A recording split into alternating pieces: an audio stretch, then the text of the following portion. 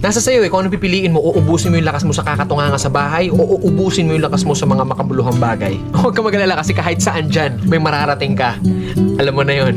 Hindi, ganito kasi yan. Dahil lang alam mong matagal at mapapagod ka, hindi ka natutuloy. Tsong wala kang mararating kung hindi mo pipihitin yung susi sa loob ng ulo mo. Gaano man kataas ang pangarap mo sa buhay, huwag kang matatakot sa pagod at sakripisyo dahil parte yun eh. Hindi ka makakakain ng kanin kung hindi mo sasaingin. Hindi ka makakakain ng ulam kung hindi mo lulutuin. Lahat ng bagay kailangan kilusan mo muna sa umpisa. Hindi tatakbo ang sasakyan kung hindi mo sususian. Kung hindi mo lalagyan ng gasolina, hindi yun tatakbo sa kung saan mo siyang direksyon dapat dalhin. Kailangan kumilos ka.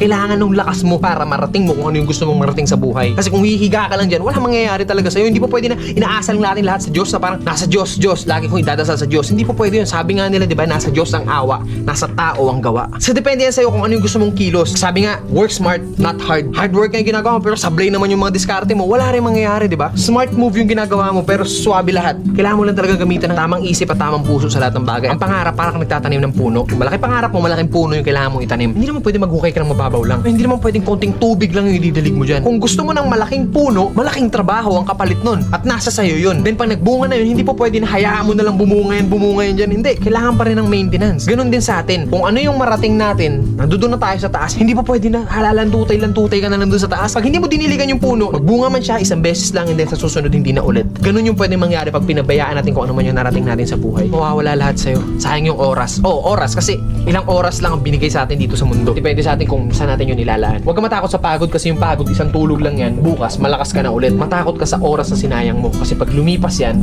kahit tumambling ka pa ng 100 beses dyan, hindi mo na mababalik yan. Ano man ang landas na tinatahak mo ngayon, mabagal man ang pag-usad mo, ang mahalaga, umuusad ka. Hindi nakastuck ka lang sa comfort zone mo, men, sablay yun. Kailangan mabagal man yung movement mo, pero hanggat umuusad ako, still, umuusad ako. Darating at darating ang panahon na lahat tayo makakarating sa gusto nating puntahan. Pare-parehas lang ang kinakain ng tao, kaya lagi mong isipin na kaya mo rin yung kaya nila.